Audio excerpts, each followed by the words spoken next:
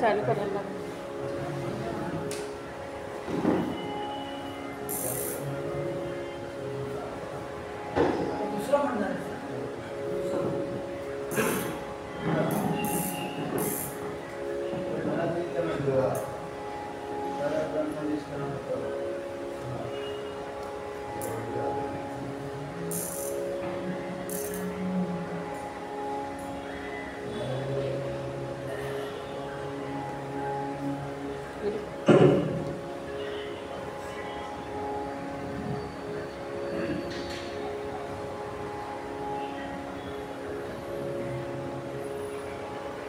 देव पकड़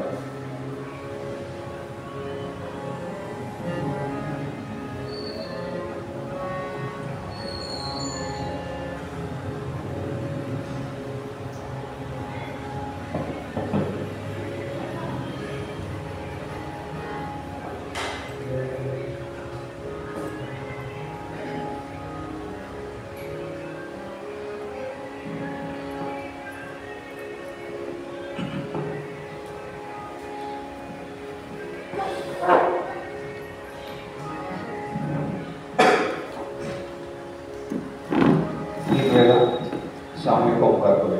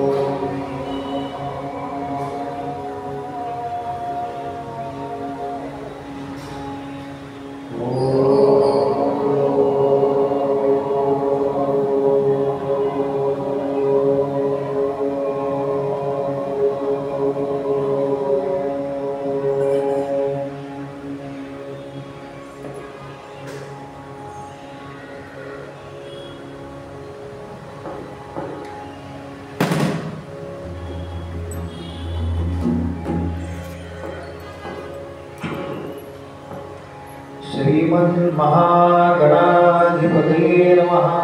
श्री सरस्वती नमः. श्री गुरुभ्यो नमः. यदा लंबोदरमहन्ति सदा प्रत्युह संभवं तदा ते दयानन्दं लंबोदरपदाम्बुजं शारदा शारदाम्भोजवदना वदनाम्बुजे सर्वदा सर्वदास्माकं सन्निधिं सन्निधिं क्रिया. नमस्तस्मै भगवते नारदाय महात्मने कामक्रोधविहीनाय हर्षीणां प्रवराय च. गुरुर्ब्रह्मा गुरुर्विष्णु गुरुर्देवो महेश्वरः गुरुस्साक्षात् परं ब्रह्म तस्मै श्री गुरवे नमः.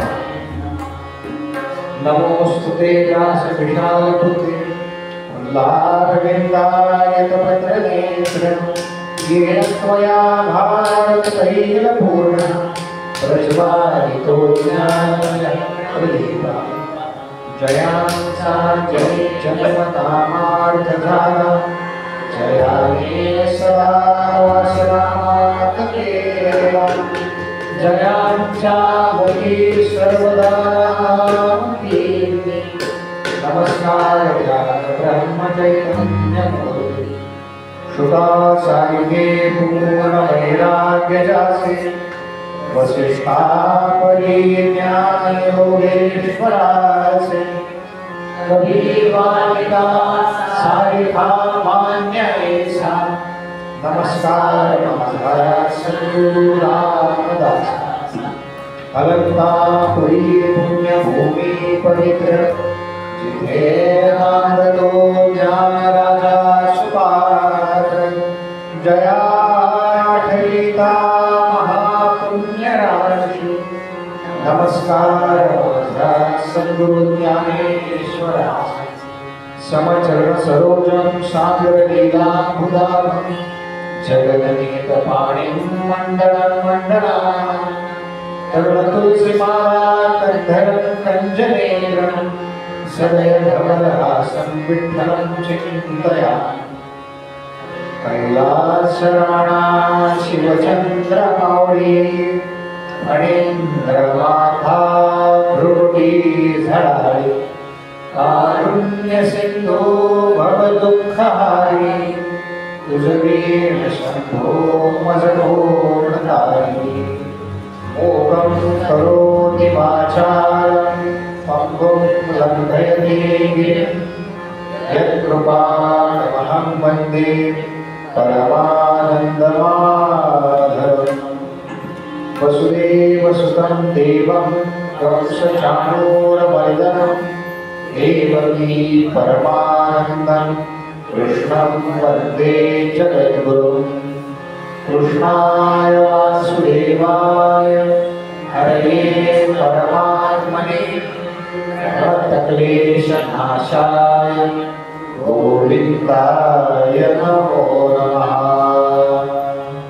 शान्ताकारं भुजगशयनं पद्मनाभं सुरेशं विश्वाधारं गगनसदृशं मेघवर्णं शुभाङ्गं लक्ष्मीकान्तं कमलनयनं योगिभिर्ध्यानगम्यं वन्दे विष्णुं भवभयहरं सर्वलोकैकनाथं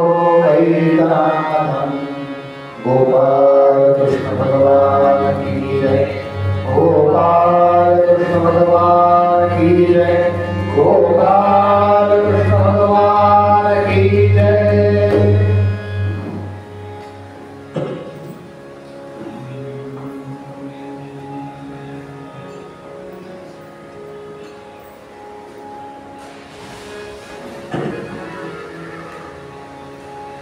हरि ओम नमो भगवते वासुदेवाय हरि ओम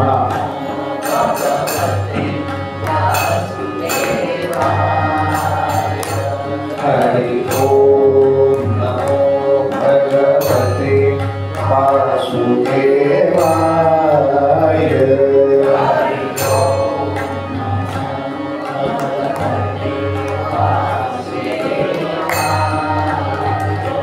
हरि ओम नमो भगवते वासुदेवाय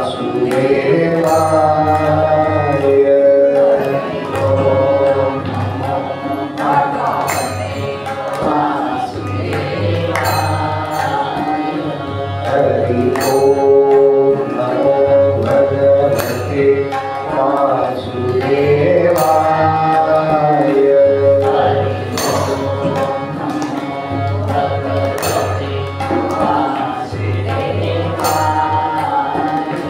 हरि ओम नमो भगवते वासुदेवाय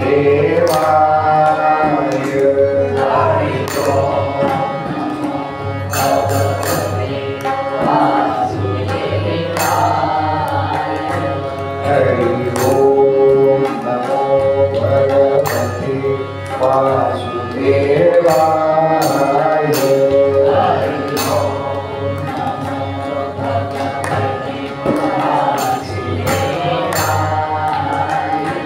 हरि ओम नमो भगवते वासुदेवाय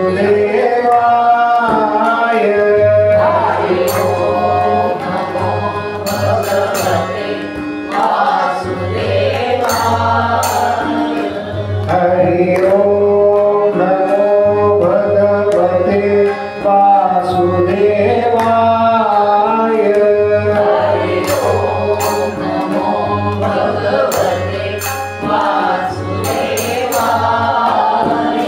हरि ओम नमो भगवते वासुदेवाय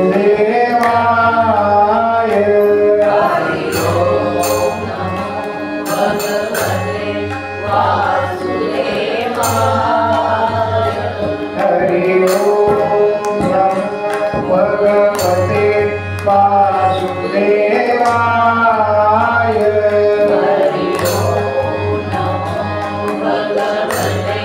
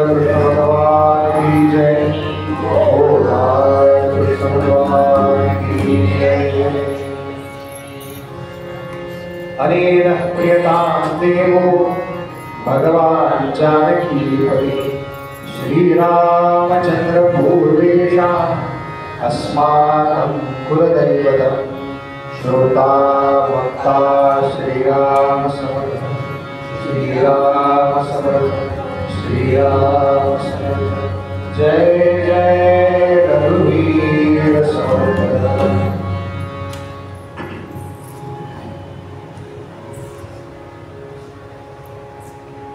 श्रीमद भागवत ग्रंथाच्या दशम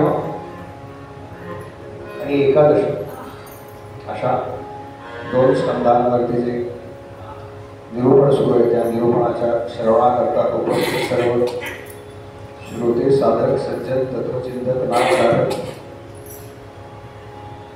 वैदिक याज्ञिक कीर्तनकार प्रवचनकार विशेष असे कला उपासक अशा उपस्थित सर्वांच्या हृदयस्थ परमात्म्याला वंदन करतो।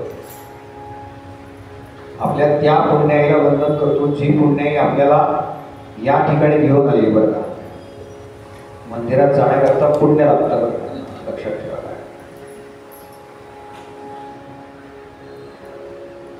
आपल्याला वाटतंय त्याला काय होतं, त्याला काय गेलो काय नाही गेलो काय फरक पडणार आहे, नाही गेलो तर काही फरक पडणार नाही, पण गेल्यावर नक्की फरक पडणार आहे बरं का।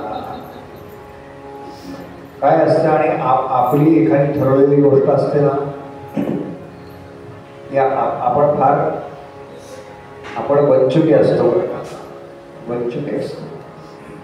त्यामुळे आपण आपलं महिनाभर 2 महिने 3 महिने पाळतो। मग आता काय नारद मंदिरात महिना चालू आहे, मग जरा सकाळी फार गडबड होते, जाऊ दे टाळलं। मग कोणीतरी सांगतो बरं का,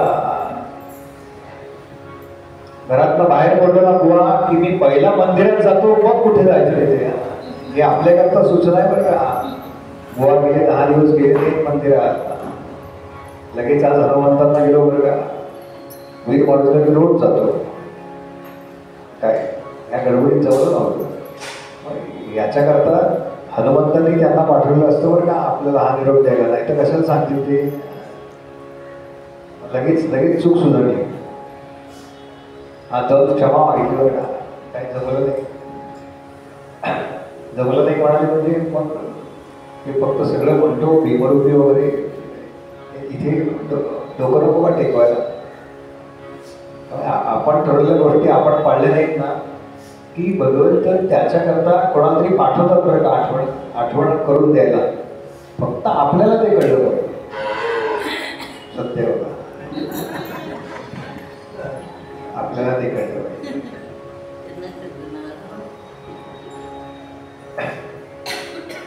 काल साहेबांनी शंकराचार्यांनी रचलेलं, तर क्षमा करा, मार्कंडेयांनी रचलेलं गोविंद दामोदर स्तोत्र म्हटलं, आणि मग काल जातानाच आज काय म्हणणार आहेस, तर आज पण तो काहीतरी घेऊन आला, बघू त्याच्या पोतडीमध्ये काय।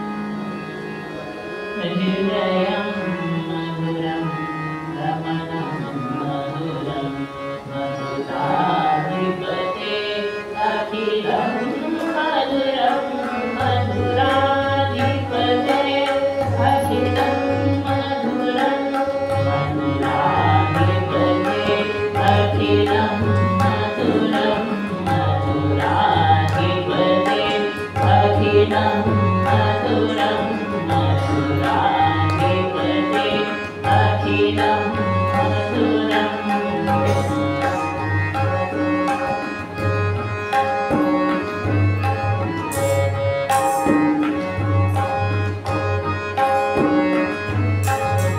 वचनं मधुरं चरितं मधुरम्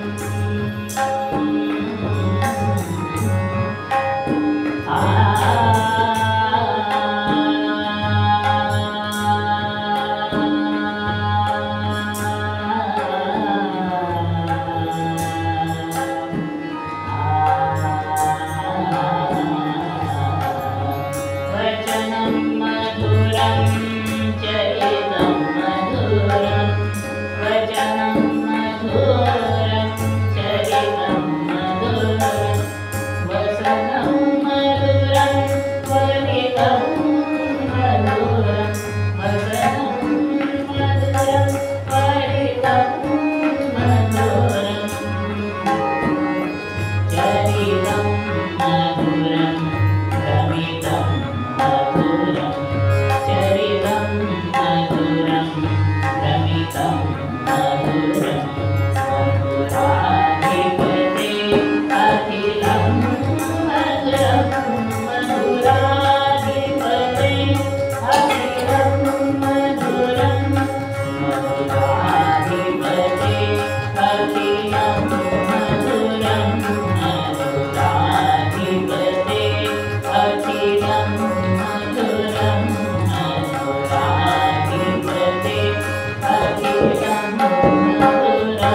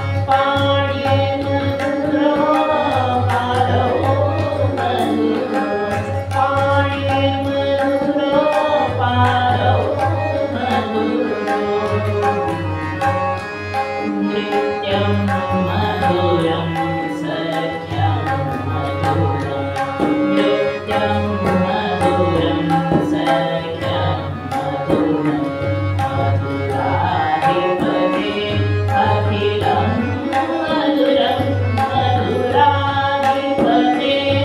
अखिलं मधुरं मधुराधिपते अखिलं मधुरं मधुराधिपते अखिलं मधुरं मधुराधिपते अखिलं मधुरम्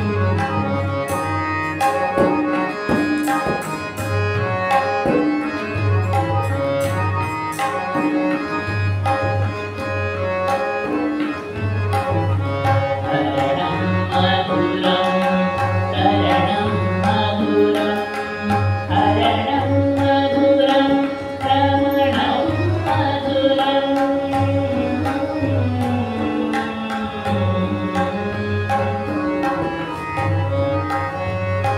वमितं मधुरं श्रमितं मधुरं वमितं मधुरं श्रमितं मधुरं मधुराधिपते अखिलं मधुरं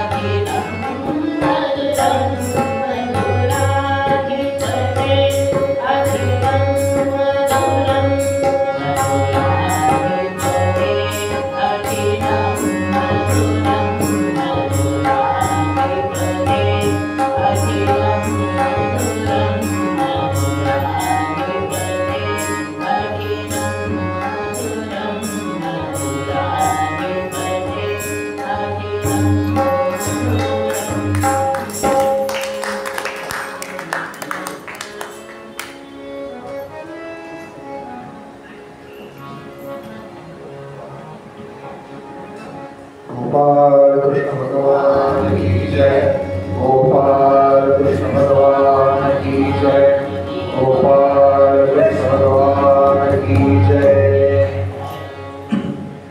भगवंतांचं सगळं मधुर आहे बरं. रुदनम मधुरम. रडताना सुद्धा भगवंत मधुर दिसतात. काय ना मला या पुढच्या कथा सांगण्यापेक्षा ना त्या बाललीला सांगायला जी की तो मधुर रस आहे ना, सदा सेव्या सदा सेव्या हे भागवताकरता म्हणजे लिहिलंय. म्हणजे फक्त आणि फक्त या बाललीलांकरता लिहिलंय बरं.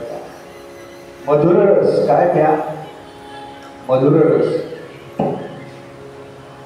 काना लहान होता आमचा, थोडं अलीकडे येऊ. कालची कथा माहिती मला, कानाला सांगितलंय थांबायला 6 वाजेपर्यंत. चांगला नाही सेवंतक म्हणायची कथा, पण थोडं अलीकडे बरं का या मधुरवरनं आठवलं. काना लहान होता बरं का, अगदी नुकताच चालायला लागला. कल्पना करा, जरा मोठा झालेला काल जो मोठा झाला होता कानाला त्याला छोटं करा. मनाचे खेळ आहेत बरं का सगळे, सगळं मनात चाललंय. इवलीची पावलं आहेत त्याची, इवलेचे हात आहेत बरं का. म्हणजे ते छोटस बोळकं असतं ना, आपण रथसप्तमीला दूध उतू घालतो बघा, ते सुद्धा त्याला धड उचलता येत नाही. चालत चालत चालत चालत चालत चालत शेजारच्या गोपीच्या घरात गेला.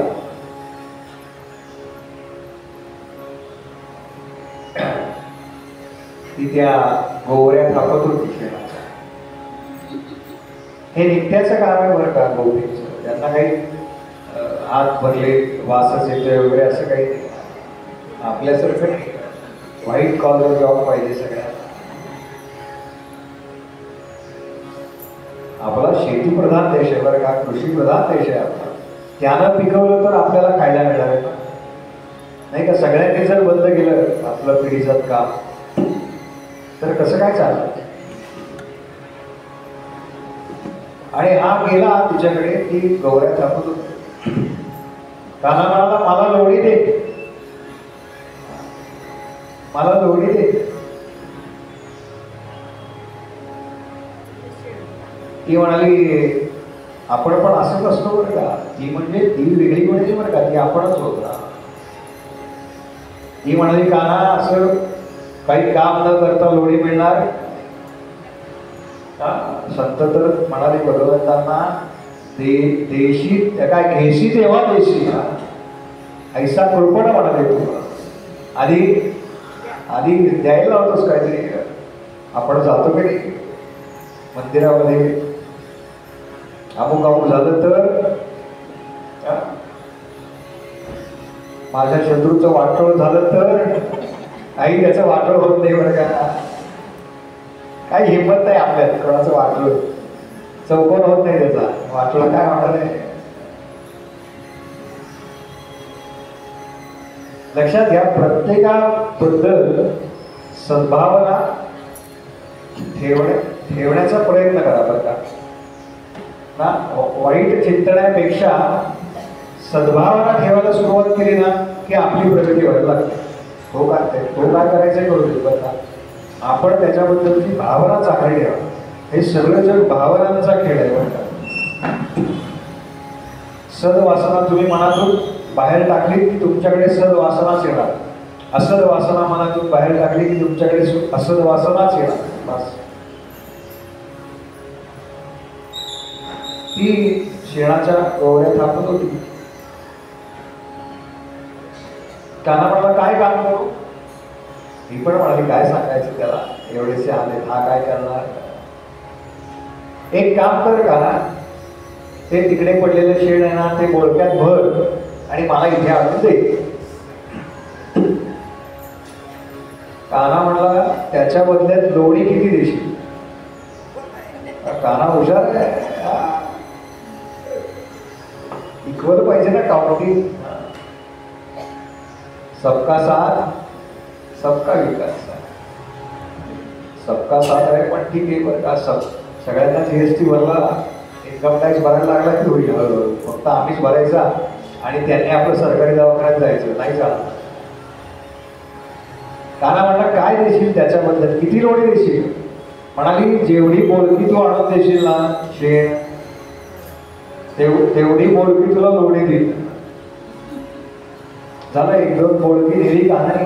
काना म्हणला पण मोजायचं कसं? मोजायचं कसं? काहीतरी तिने विचार केला, काय करूया आता, हात तर खराब शेणाने भरले. मी असं करते काना, एक मोडकं घेऊन आलास ना की तुझ्या चेहऱ्यावरती एक शेणाचा ठिपका देते. काना म्हणला ठीक आहे चालेल. झालं, चालू झालं बरं का. पहिले काय 2-4 आणले होते तिने, आपले ते 4 ठिपके उठवले. काना आपला ते छोट्याशा हाताने जातोय, छोट्याशा पावलाने हळूहळू जातोय, ते काय बोलक्यात भरतोय आणि आणतोय आणि तिला देतोय. बरं का, आणलं की तो तिच्याजवळ जायचा, तिनं आपलं एक ठिपका लावायचा. अर्धा पाऊण तास झाले हेच चाललंय बरं का. किती मारणार आहे कानाच्या हातात, त्याला ते उचलतही नाही. रिकामं बोलकं उचलत नाही. 3-3.5 वर्षाचा आहे. आणि पाहता पाहता पाहता कानाचा सगळा चेहरा त्या शेणाच्या ठिपक्यांनी भरला. आणा जरा डोळ्यासमोर आपला चेहरा, आपण रोज पाहतो की नाही आरशात, तो आपला सगळा चेहरा समजा शेणाच्या ठिपक्यांनी भरला. काय होईल आपलं? आणि ती कानाकडे बघतच राहील.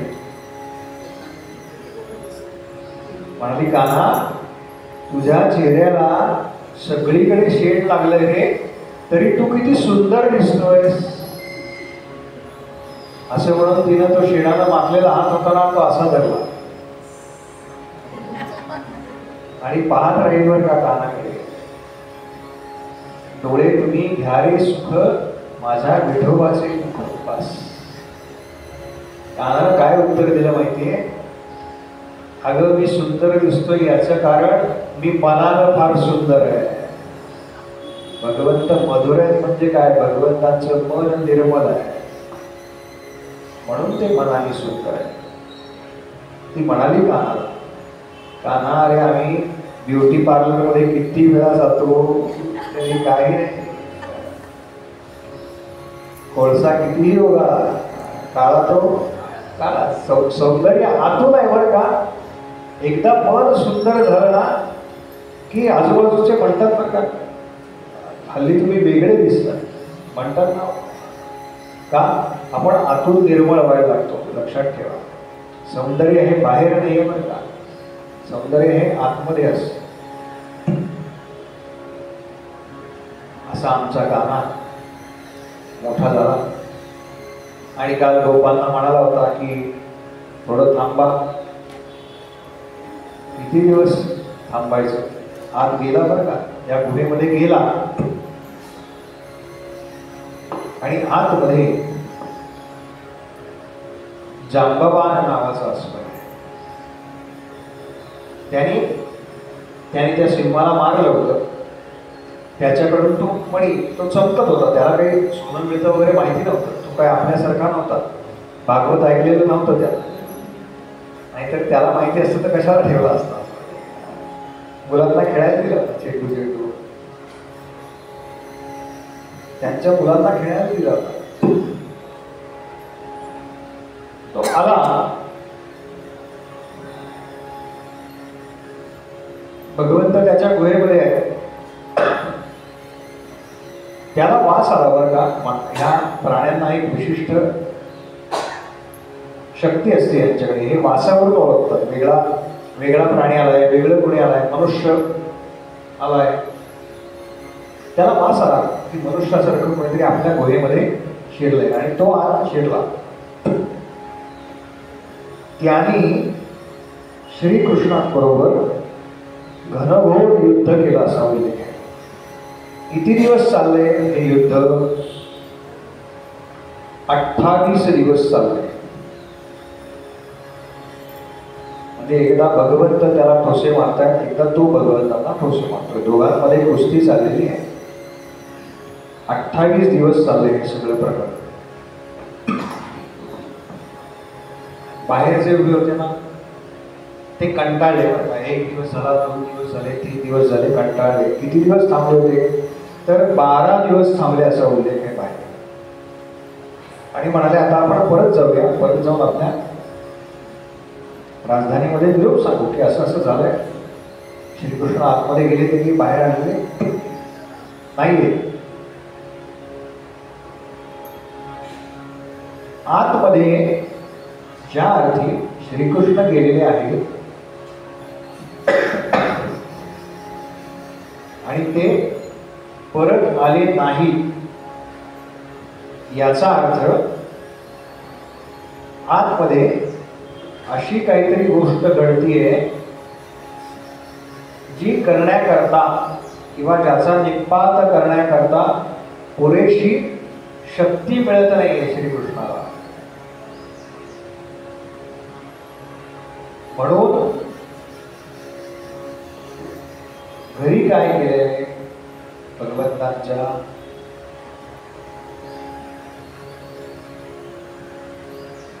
देवकी मातेला घरामध्ये देवी भागवताचा पाठ केलेला आहे. ते देवी भागवताचा उल्लेख आहे. का केला तर ती आदिशक्ती आहे.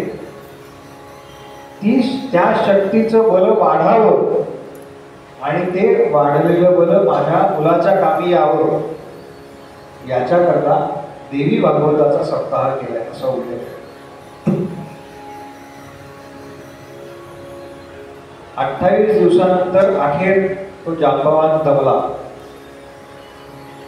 आणि असं सांगतात की देवांची जी शरीर आहेत ती आपल्यासारखी नसतात, त्यामुळे त्यांना घाम येत नाही. पण भगवंतांच्या शरीराला घाम आला असा उल्लेख आहे. आणि त्यानं त्या घामाला एक विशिष्ट गंध असतो तो ओळखला. खाली पाडलाय त्याला भगवंत त्याच्या छातीवरती बसले बघा आणि ठोसे मारतात. ती इतके ठोसे मारतात, इतकी ठोसे मारतात की ते दमले आणि घाम आला. त्यांच्या शरीराला असलेला दर्प यानं ओळखला आणि हात जोडले. भगवंत म्हणताय काय झाली ना तुझी इच्छा पूर्ण? हो म्हणाले झाली. कोण आहे माहिती? राम रावण युद्धाच्या वेळेला ज्यांनी प्रभू रामचंद्रांना मदत केली ते हे जांबवान. युद्ध झालं, काय लढतायत प्रभू रामचंद्र, काय काय तो आवेश आहे. वाल्मिकी रामायणामध्ये असं वर्णन आहे की प्रभू रामचंद्र भात्यामधून बाण केव्हा काढतात, तो धनुष्याला केव्हा जोडतात आणि तो केव्हा सोडतात हे कुणालाही दिसत नसे. आणि असे एका वेळेला अनेक बाण ते मारत असत. म्हणजे जसं पंख्याची पाती ज्या वेगानं फिरताय तो थांबल्यावरती कळतं की त्याला 3 पाती आहे, पण जेव्हा तो चालू आहे तेव्हा कळत नाही. त्या पद्धतीनं प्रभू रामचंद्र या युद्धामध्ये बाण मारतात असं उल्लेख आहे. त्या वेगानं बाण मारतात असं उल्लेख आहे. सगळे अयोध्येला परत आले. रावण वधानंतर प्रभू रामचंद्र बसले सिंहासनावर. सगळ्यांना काय काय काय काय काय काय येऊन झालं. तेव्हा जांबवान म्हणाले का वयस्कर आहेत बरं का वय, पण म्हणाले रामा मी तुझ्यासारखा योद्धा पाहिला नाही. माझ्याही अंगात तेवढीच रग आहे बरं का. जरा द्वंद्व युद्ध खेळायचं का? द्वंद्व युद्ध खेळायचं.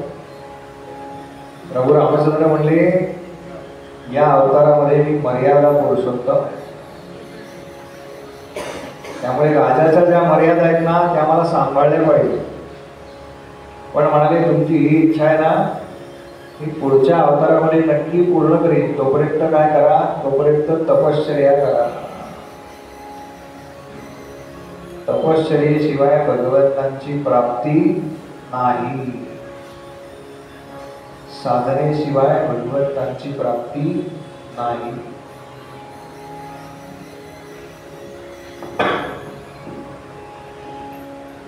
किती काळ तपश्चर्या केली हो, किती काळ तपश्चर्या केली.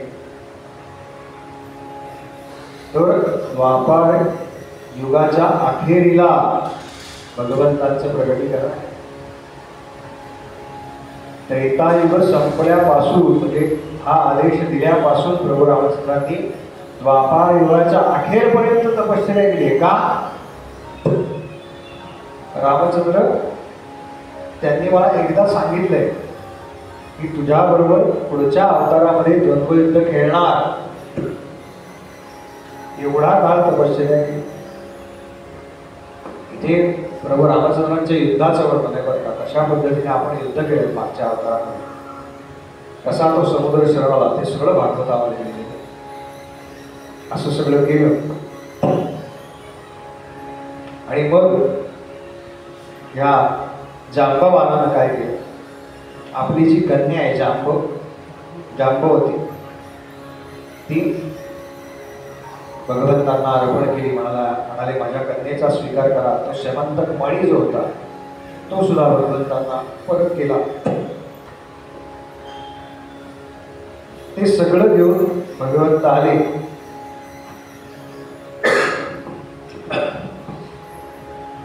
सतराची त्याला सभेमध्ये बोलवलं, जांबवान आहे त्या सभेमध्ये, आणि त्यांनी हा सगळ्या प्रसंगाचा उलगडा करून सांगितला. भगवंतांनी काय केलं, सतराची त्याला फार वाईट वाटलं, खजील झालो होतो आपण. श्रीकृष्णांवरती उगाच असा आळ घेतला मणी चोरल्याचा. तो मणी त्यांनी सतराजिताला परत दिला.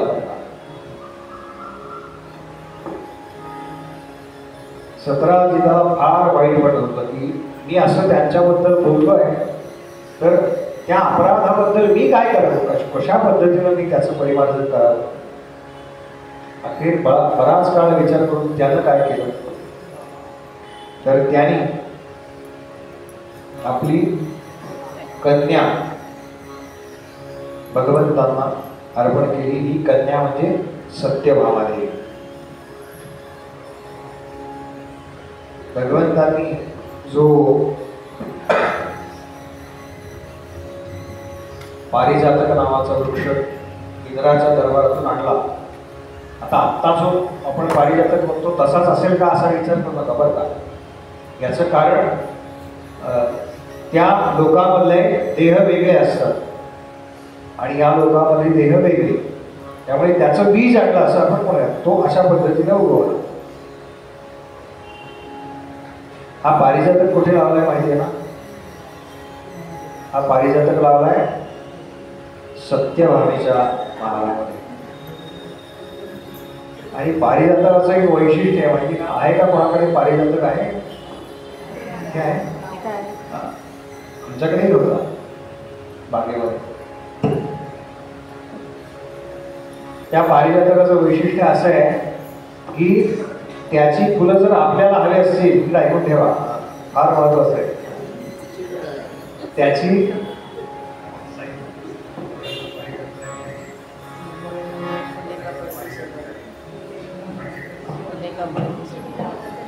त्याची फुलं जर आपल्याला हवी असतील तर पारिजातकाचं झाड विकत आणायचं आणि शेजारच्याला द्यायचं, तुझ्या अंगणात लाव, तुझ्या बागेत लाव.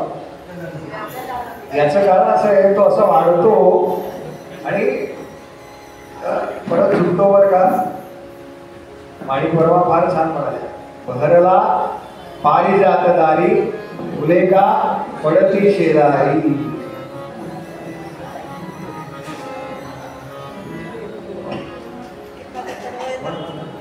बहरला पारिजात एक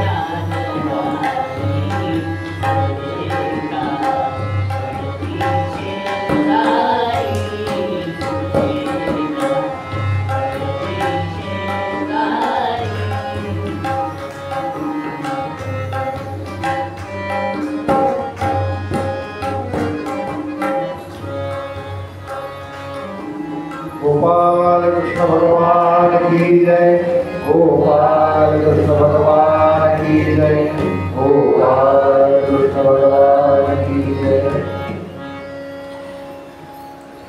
तेव्हा आपल्याला जर पारिजातकाची फुलं हवी असतील तर लक्षात ठेवा मी काय सांगेन. भगवंतांना कुठलं फुल प्रिय आहे हो?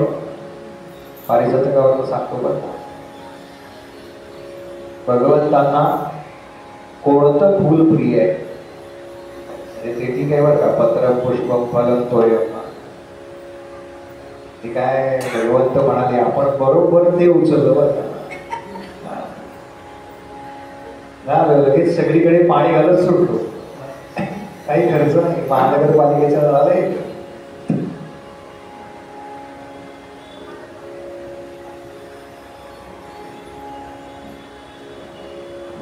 सर्वात श्रेष्ठ काय भगवंतांना अर्पण आपण जे करतो ना, त्यात सर्वात श्रेष्ठ काय? वरच्या पातळीवरचं बघा फार.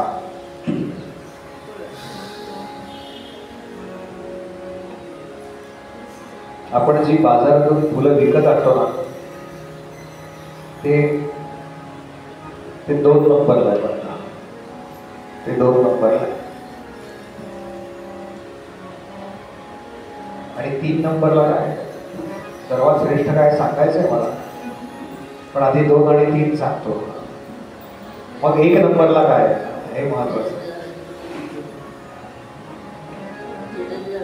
सकाळी आपण मॉर्निंग वॉकला बाहेर पडतो की नाही, आपली काठी हळूच वर घेतो बघा, आणि दुसऱ्याच्या बागेतली फुलं सदाशिव पेठेमध्ये फार चालतं. पण काय सगळ्यात कनिष्ठ आहे बरं काय, सगळ्यात कनिष्ठ.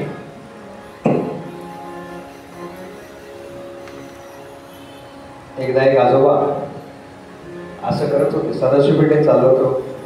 ज्याची फुलं तोडतायत तेही सदाशिव पेठेतले आणि जे तोडतायत तेही सदाशिव पेठेतले. आणि पाठी लावली होती बरं का, येथील फुले चोरू नये. तरी त्यांनी धाडस केलंच. ते म्हणाले मी पण इथलाच आहे.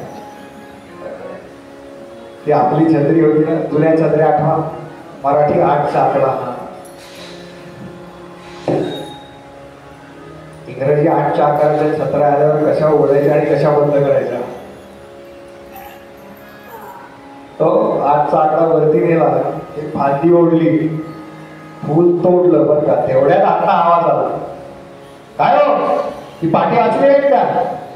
म्हटलं वाचली, मला नको, शेजारच्या नावी. कनिष्ठ आहे बरं का, एकदम सगळ्यात कनिष्ठ हे.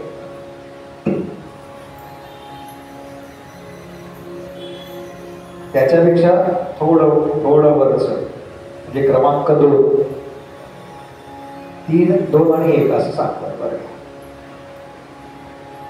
निवेदकाला असं वाचायचं असतं, नाहीतर हातात घ्यायचा कागद आणि स्पर्धेमध्ये आलेला पहिला क्रमांक, बस. काय बाकीचं काय कळतं, आपलं काय आलं नाही. दुसऱ्या क्रमांकाचे म्हणजे आपण बाजारातून जे विकत घेतो ना, 10 रुपये पाव, 20 रुपये पाव, 30 रुपये पाव. मग सर्वात श्रेष्ठ काय?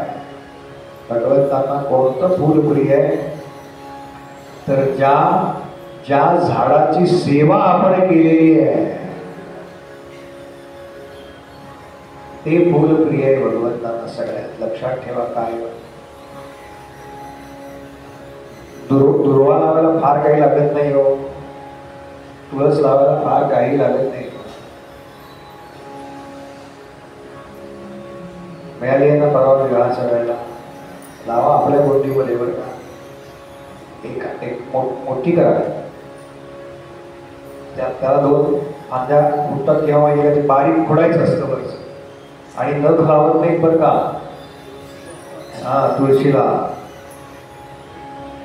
एकादशीच्या दिवशी काढत. काही गोष्टी लक्षात ठेवायच्या. आज काढली का कोणी? विसरता, हात वर करू नका. मनात ठेवा.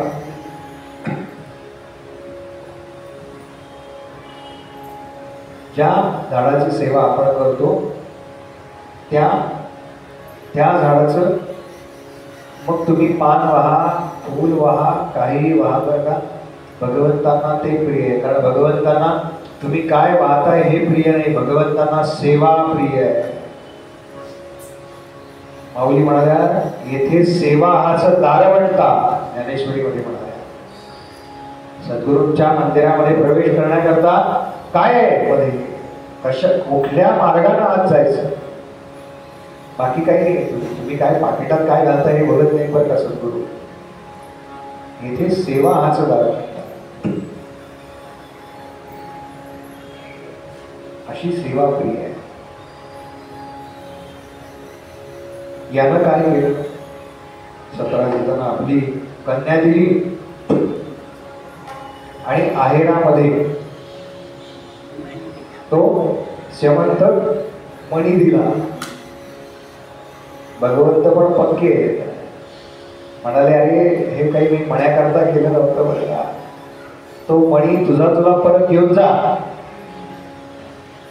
पण पुढे काय सांगितले ते ऐका, सगळ्यांनी ऐकून ठेवा. म्हणाले मला काही मणी नको होता, तो हा मणी तुझ्याकडे ठेव, पण त्याचं फलं मात्र आमच्याकडे रोज जमा कर. 8 बार सोनं हा रोज आणून देतोय बरं का. काय चतुर असतील, काय चतुर असतील. म्हणजे परत कोणी म्हणायला नको की मण्या करता येईल. पुढे तो मणी चोरीला गेला वगैरे त्या सगळ्या कथा आहेत. पुन्हा भगवंतांनी तो शोधला, अक्रूरजी त्याच्यामध्ये आहे.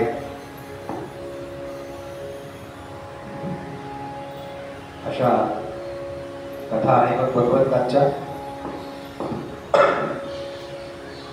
अन्य विवाहांच्या कथा आहेत.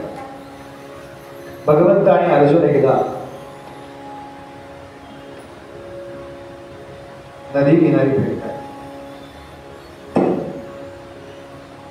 यमुनेच्या काठाने जात असताना यमुनेच्या प्रवाहाच्या अगदी जवळ खोलवर एक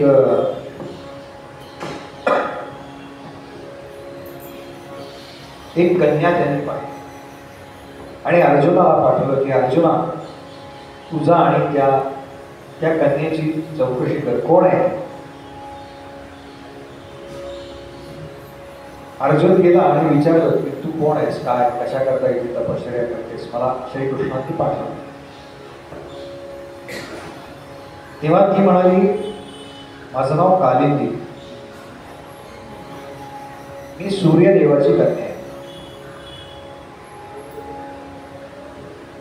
या जगामध्ये सर्वश्रेष्ठ जे कोण आहेत ते म्हणजे भगवान महाविष्णू. भगवान महाविष्णूंना मी मनानं भरलंय, आता त्यांनी माझा स्वीकार करावा याच्याकरता मी तपश्चर्या करते. सगळी माहिती घेतली आणि अर्जुनजी आले वरती. अशा कारणाकरता ती तपश्चर्या करते. श्रीकृष्ण म्हणाले तिला सांग की तू ज्याच्याकरता तपश्चर्या करतेस तोच मी सध्या श्रीकृष्ण म्हणून या पृथ्वी तलावरती अवतरलेलो. हा सगळा वृत्तांत सांगितला.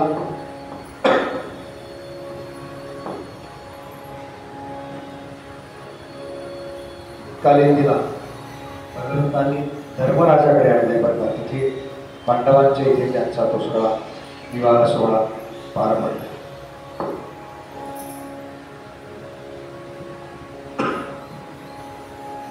त्याच्यानंतर विंद आणि अनुविंद असे अवंती देशाचे राजे सांगितले. अवंती देश म्हणजे सध्याचं जे उज्जैन आहे ना, त्या उज्जैन नगरीचं नाव अवंती होतं त्या काळात. तिथले हे राजे सांगितले. पण हे दुर्योधनाचे मित्र, तिचं सुद्धा या दोघा भावांनी स्वयंवर रचलं होतं. मित्रविंदा तिचं नाव. पण तिच्या मनामध्ये आता एक विचार कृष्ण नावाला, म्हणून स्वयंवरा म्हणून तिचं सुद्धा भगवंतांनी हरण केलं. त्यानंतर कोसल देशाचा राजा नगरजी, त्याची कन्या सत्या, हिचा भगवंतांशी विवाह झाला. पण त्यानं असा पण ठेवला होता की मी माझी कन्या आहे ती अशा विरह देईल जो एकाच वेळेला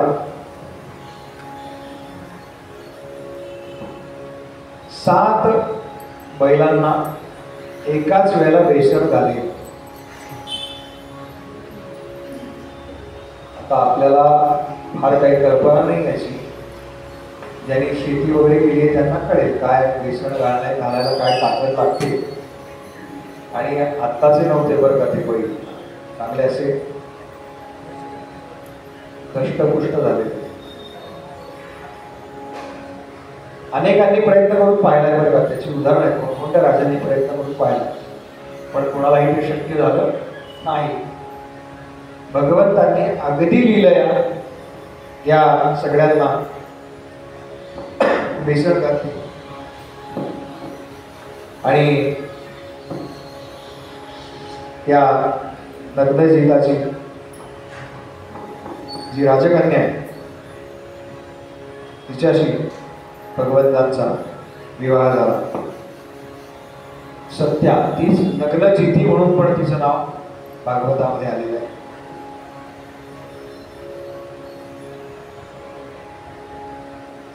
भद्रा.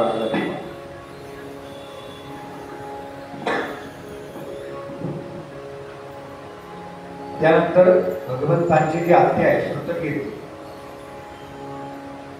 या श्रुतकीर्तीची कन्या भद्रा, तिची अशी इच्छा होती की, म्हणजे आत्याची अशी इच्छा होती की आपल्या मुलीचा विवाह श्रीकृष्णांबरोबर व्हावा.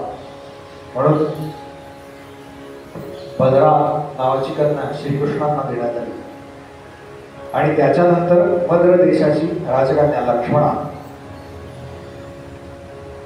हिचं सुद्धा भगवंतांनी स्वयंवरामध्ये हरण केलेलं आहे. अशा प्रकारे भगवंतांच्या 8 पट्टराण्या, रुक्मिणी, जांबवंती, सत्यभामा, कालिंदी, मित्रविंदा, सत्या, भद्रा आणि लक्ष्मणा, या अष्टसिद्धी सांगितल्या जातात. 8 पत्त्यांमध्ये अष्टसिद्धी आहे. सिद्धी या नेहमी साधकाकडे आणि सिद्धाकडे त्याच्यानंतर, त्यामुळे स्वाभाविकपणे भगवंतांचा आणि यांचा विवाह झाला. आता त्याचबरोबर आपण भगवंतांच्या ज्या 16,108 विवाह झाले जे म्हणतो त्यातले 8 आपण पाहिले. आता 16,100 हे जे भगवंतांचे विवाह आहेत त्या कथेकडे बोलू.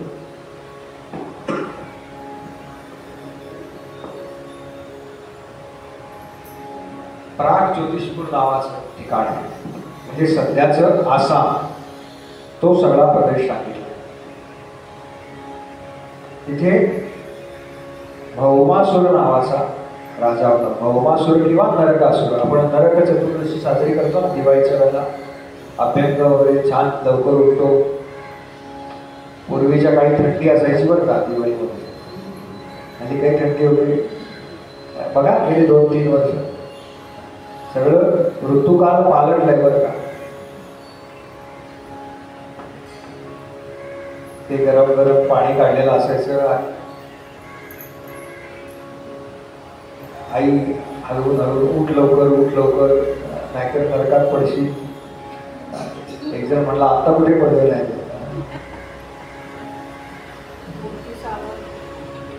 हा? लवकर उठायचं बरं का, ते तेल वगैरे लावायचं, उठणं. आता काही उठणं वगैरे नाही, आता काय त्या म्हणतात उठा उठा दिवाळी आली, मोती स्नानाची मोती स्नान बरं का, मोती स्नानाचा आणि दिवाळीचा काही संबंध नाही बरं का. आपण लक्षात घ्या, जाहिरात हे माध्यम किती प्रभावी, कुठल्याही माध्यमाचा अनादर नाही बरं का, किती प्रभावी आहे बघा. एक जाहिरात काय करू शकते, त्याची चेष्टाही बरीच झाली असेल, पण त्याचे जे रिटर्न्स आहेत त्या कंपनीला असले ते कित्येक पटीने वाढले असतील ना. म्हणजे कोणताही साबण हा काही बरोबर का तुम्ही ज्यांचं मार्केटिंगचा व्यवसाय त्यांना सांगतो, बाहेर मोठी साबणाचं कव्हर लावायचं, हमखास घेणार म्हणजे घेणारच. त्यात एकावर एक फ्री म्हटलं ना, किंमत डबल करून लावायची. आपल्याला किंमत किती आहे याची काही फरक पडत नाही, त्याच्यावर फ्री किती आहे हा नियम आहे बरं का. दुसरं काय हा नियम त्या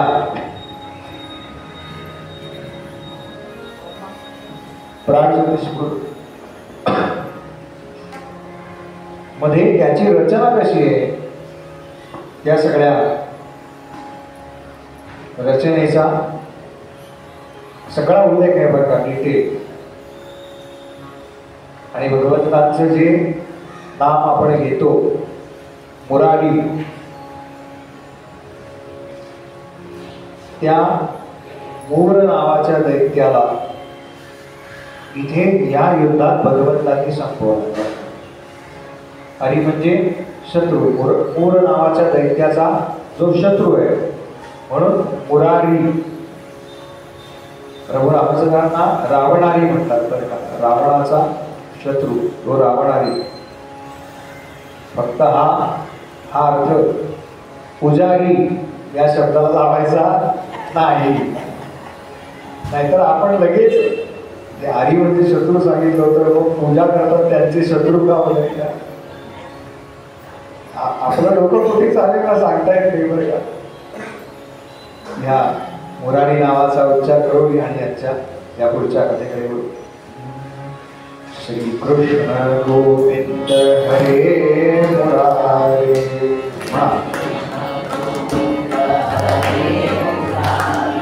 हे नाथ नारायण वासुदेव,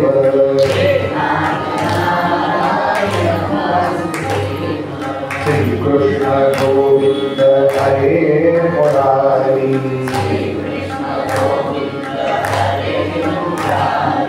हे नाथ नारायण वासुदेव,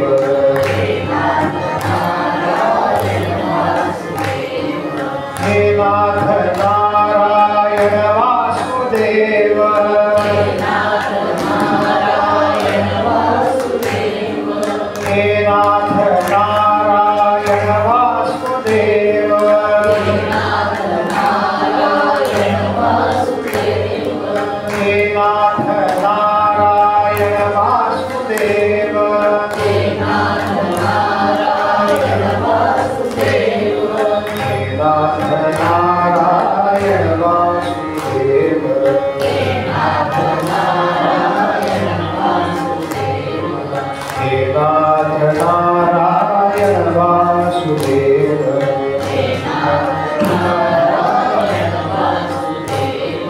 श्री कृष्ण गोविंद हरे मुरारी, श्री कृष्ण गोविंद हरे मुरारी.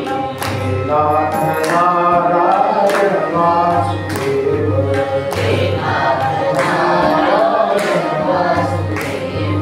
श्री कृष्ण गोविंद हरे मुरारी, श्री कृष्ण गोविंद हरे मुरारी.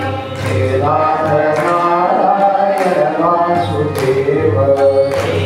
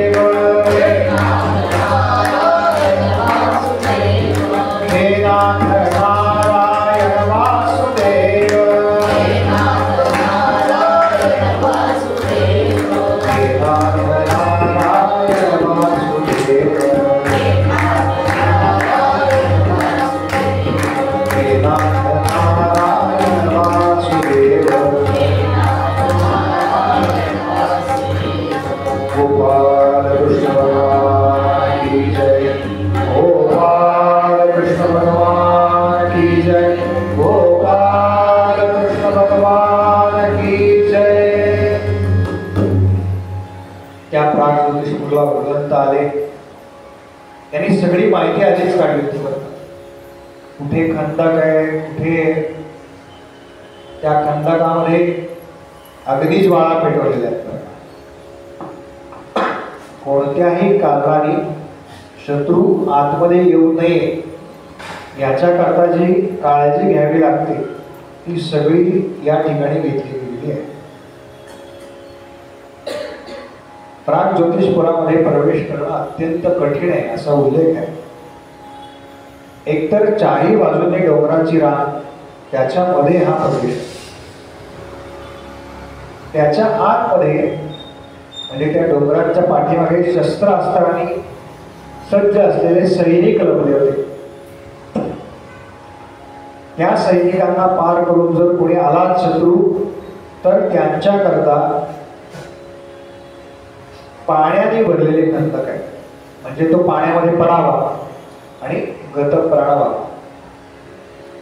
त्यातून तो पोहत पोहत पोहत पोहत पुढे आला. काल आपण पाहिलं ते उदाहरण, 5 दिवस तो पोहत होता मच्छीमार. तर त्याच्यापुढे चारही बाजूनी अग्नी पेटवलेला आहे, म्हणजे अग्नीचे खंदक आहे. त्याच्या आतमध्ये प्रचंड वेगाने फिरणारा वारा, म्हणजे वादळ तयार केलं होतं बघा कृत्रिम पद्धतीनं. तर आपल्याला माहिती आहे पाणी प्रचंड नुकसान करतं आणि पाण्यामध्ये लाटा ज्या तयार होतात या हवेच्या दाबामुळे तयार होतात. कमी जास्त झाला दाब की समुद्रामध्ये ते सुनामी वगैरे येतं ना, ते त्याच्यामुळे येतं. असे ते खंदक आहे. आणि त्याच्या आतमध्ये हा जो मूळ नावाचा दैत्य राहतो त्याचं ते स्थान आहे. तर त्याचं सैन्य उभं आहे. भगवंतांनी दारावर आल्या आल्या काय केलं पहिल्यांदा, तर म्हणाले आपलं काम काय असं लपून छपून नाही, वेश बदलून जायचं नाही. आपला पांचजन्य काढला आणि पांचजन्य शंखाचा आवाज केला. त्या आवाजानं काय झालं, तो आवाज या मूळ दैत्याला विजेच्या कडकडाटाप्रमाणे भासला असा उल्लेख आहे. आकाशामध्ये विजेचा कडकडाट व्हावा एवढा प्रचंड, म्हणजे कांठाळ्या बसवणारा आवाज म्हणतो ना आपण. कधी कधी आपण बघतो बघा, ऐकतो वीज पडली म्हणजे ती पडते एका ठिकाणी पण त्याचा आवाज सर्वदूर पसरतो. त्याच्या आवाजाचा अधिक त्रास होतो ओळखले. तसं भगवंतांनी या ठिकाणी गेल्यावरती केलं. आणि हा मूळ कुठे राहायचा तर त्याचं जे निवासस्थान होतं ना ते पाण्यामध्ये होतं असं सांगितलेलं आहे. वॉटर टाईट कंपार्टमेंट हल्लीच्या भाषेत. पाण्यामध्ये तो निद्रा घेत असेल. काय सिद्धी होत्या बघा. काही काही श्रोते असतात ना ते प्रवचनात पण निद्रा घेतात बरं का. त्याला एक सिद्धी लागतेच बरं का वेगळी. त्याला वेगळी सिद्धी लागते. श्रोत्यांचं ठीक आहे. साथीदार पण कधी कधी हो का झाला जय जयकार म्हणून पद्मांना जय जयकार भजन केवढ्या करतात. साथीदार जागेत ना पाण्यातून बाहेर आला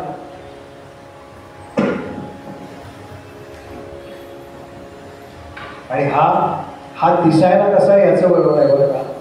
म्हणजे सगळे आपण जे राक्षस बघतो ना हल्ली म्हणजे सिरियलमध्ये बरं का. आपण राक्षस तसे बरेच बघतो टीव्हीवर नाही का सकाळी सगळे चालू होतात. काय ते म्हणाले भूत आलाय अगदी. एक जण म्हणाले त्याच्या आधीचा शब्द राहिला का म्हणाले तुमचा बोलायचा. नाही म्हणालो काही गोष्टी इथं बोलता येत नाहीत ना त्यामुळे मी फक्त भूत आला एवढंच म्हणालो. पण हा सूर्याप्रमाणे तेजस्वी वर्गा दिसणारा असं म्हटलं. अग्नीप्रमाणे याची कांती आहे. पण दैत्य म्हणजे काय. ज्याच्या मनामध्ये कपट आहे तो दैत्य आहे बरं का. भागवतात स्पष्ट सांगितलेलं आहे. निष्कपट जो आहे तो सगळ्या देवांच्या बाजूने एक आहे. मनामध्ये कपट आलं की तो दैत्य बस.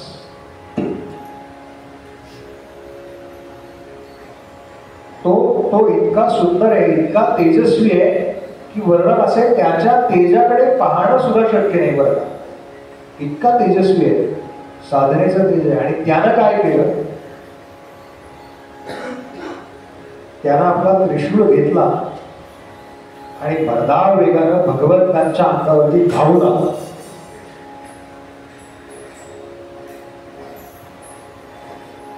धावून आल्या आल्या भगवंतांनी काय केलं तर भगवंतांनी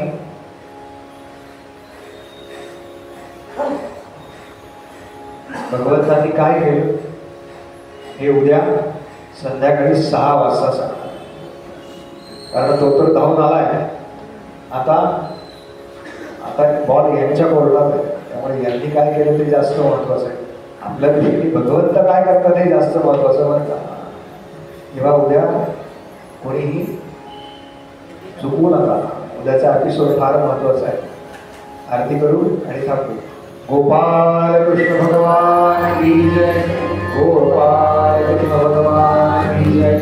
गोपाल कृष्ण भगवान की जय.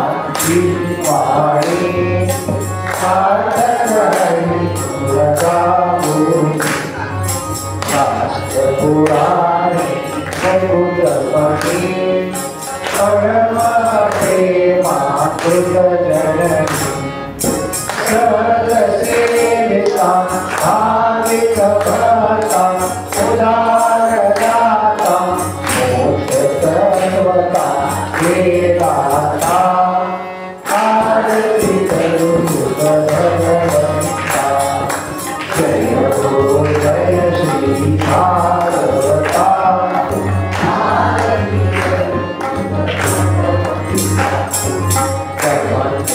जरो पारस तीर्थ पारस सोपारे योग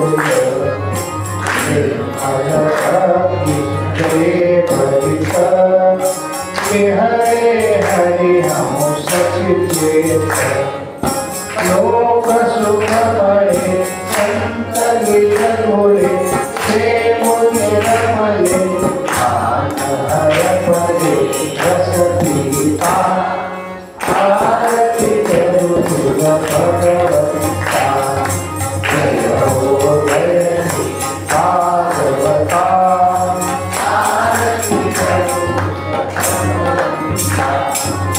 अपार महिमा जनता बदले नाम पूर्णाशा प्राणची कीर्तन सारांचा सेवा करी बर संतांचा जन्मोदाचा स्वयं प्रभेचा द्वादशकलेचा हरि अंतरीचा तमहर्ता आरती करी भगवंता जय हो जय भारता आरती करी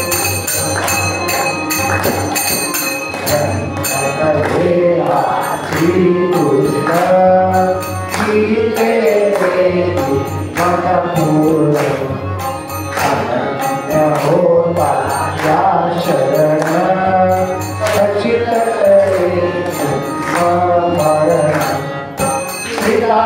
पदाते शिरये शांति माधरे बदती